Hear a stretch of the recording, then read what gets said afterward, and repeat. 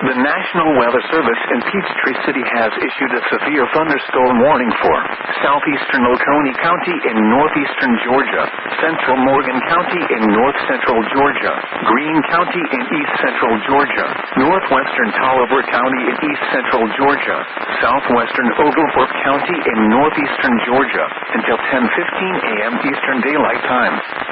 At 9:40 a.m. Eastern Daylight Time, a severe thunderstorm was located near Madison, moving east at 65 miles per hour. Hazard, 60 miles per hour wind gusts. Source, radar indicated. Intact, expect damage to roofs, siding, and trees.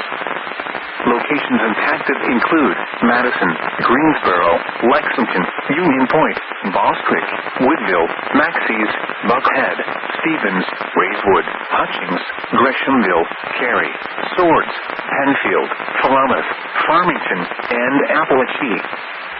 For your protection, move to an interior room on the lowest floor of a building. If you see wind damage, hail, or flooding, wait until the storm has passed, and then call the National Weather Service toll-free at 1-866-7-634-466 or tweet us your report at NWS Atlanta.